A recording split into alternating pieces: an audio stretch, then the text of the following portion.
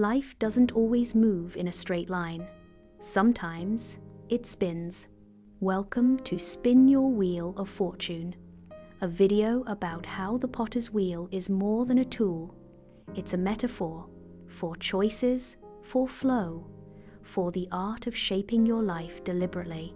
Along the way, I'll be drawing from two beautiful books, Artful Journey of Pottery and Pottery Florilege, linked in the video description if you'd like to check them out.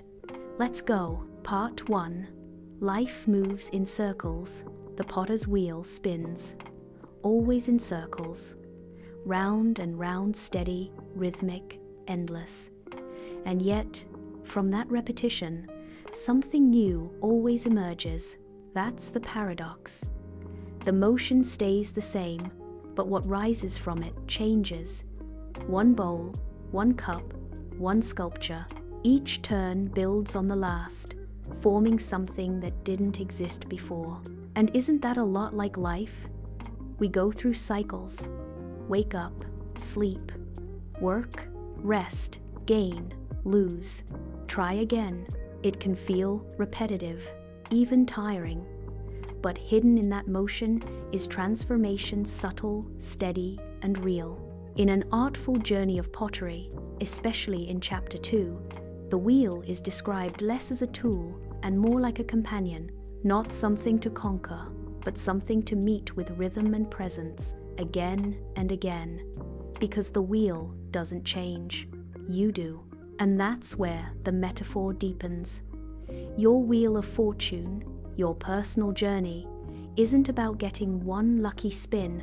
It's about returning to the wheel again and again, with new wisdom, new energy, new vision. Sometimes you're centered, sometimes you're not. Sometimes your hands know exactly what to do. Other times you feel off balance, disconnected, like you're shaping with one eye closed. But every time you return, you learn something. You gain subtle skill. You grow patience. You begin to trust the rhythm even when the outcome isn't clear yet. The beauty of the wheel is that it keeps turning, and so do you. So if life feels like it's just spinning lately, don't panic. It may not mean you're stuck.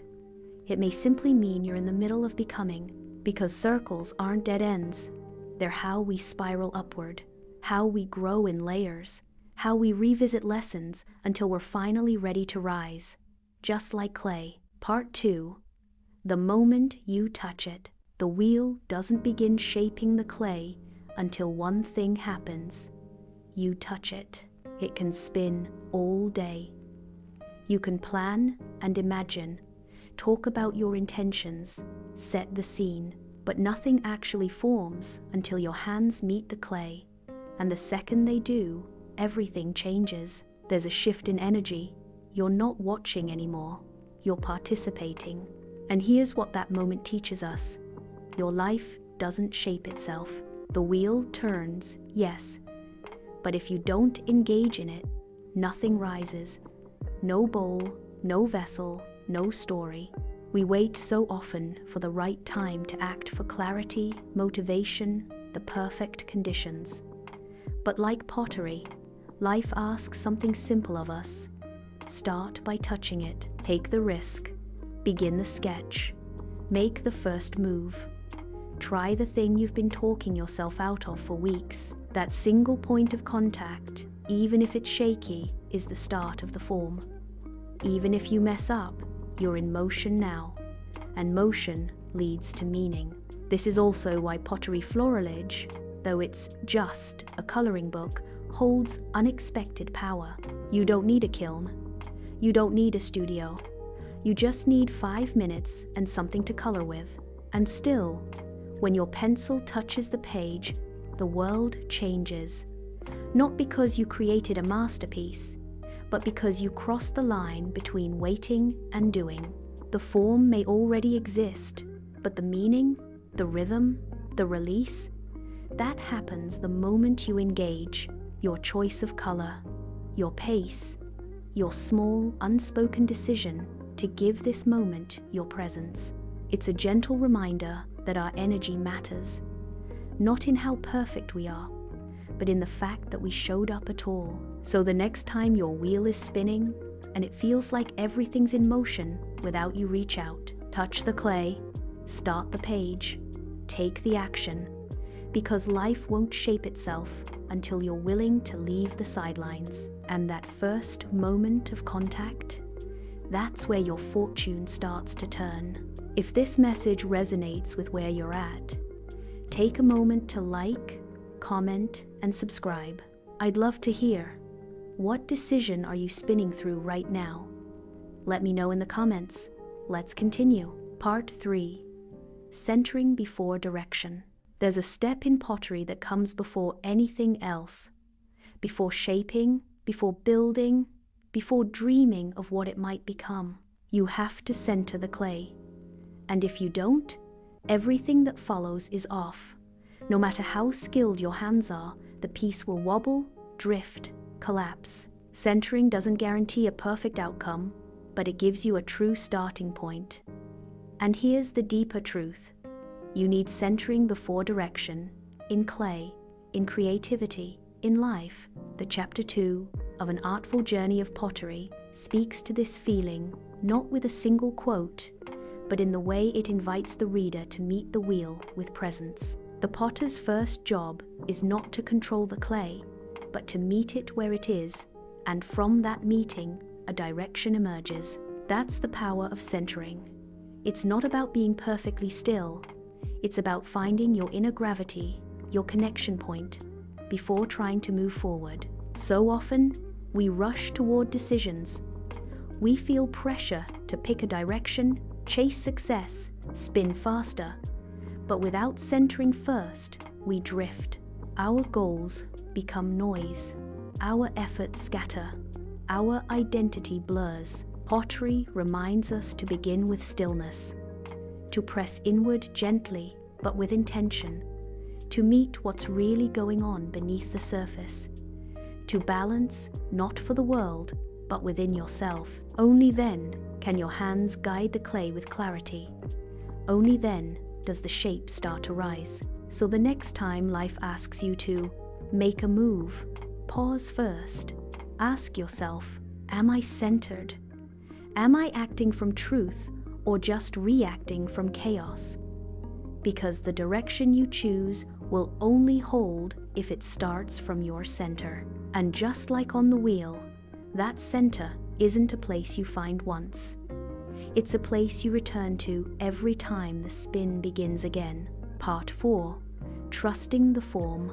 There comes a point in every pottery session when you have to do something that sounds simple but feels incredibly hard. Let the form happen, not force it, not overcorrect it, just trust it. You've done the prep, you've centered, you've pulled the walls, and now it's time to stop pushing and start observing to follow what's naturally emerging from the clay. And that's where things get real. Because trusting the form means releasing control, letting go of the version you pictured in your mind and paying attention to the version that's actually taking shape. It means saying, maybe this wasn't what I planned, but maybe it's exactly what it needs to be. That's not passive, it's powerful, because it requires a deeper kind of presence, one that listens instead of insists. You'll find the same quiet lesson in Pottery Florilege. You might sit down with a plan. Today, I'm going to color this vase in earth tones, but a few minutes in, your hand reaches for something brighter, a bolder hue, a different rhythm, and suddenly the page changes course. Not because you lost focus, but because you trusted the shift. You let your instincts take over. You let your colors flow. And what came out of it wasn't perfect, but it was alive. That's what trusting the form really means. Letting creativity evolve without needing to control every detail.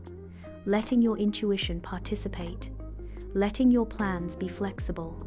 In life, this same principle applies.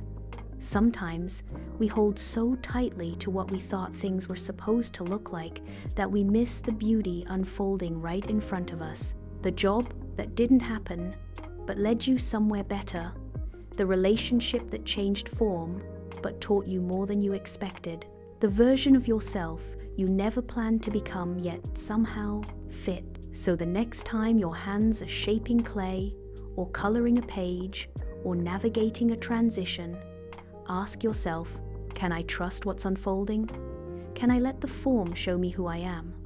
Because sometimes the wheel knows more than your plan, and the form that surprises you may be the one that frees you. In conclusion, if you feel like life's spinning, take a breath. Place your hands, shape what you can, and release what you can't. What we shape shapes us. The wheel teaches not only form, but trust. An artful journey of pottery. If this video helped bring perspective to your path, like it, comment with your thoughts, and subscribe to keep spinning ideas together. Let me know in the comments. What's one small step you can shape today? And again, the books that inspired this video, Artful Journey of Pottery and Pottery Florilege, are linked in the description. I highly recommend giving them a read. Our 10th and last video of this season will cover how pottery can build bonds and lasting memories. Until then, spin gently, shape wisely, and trust your process. Bye.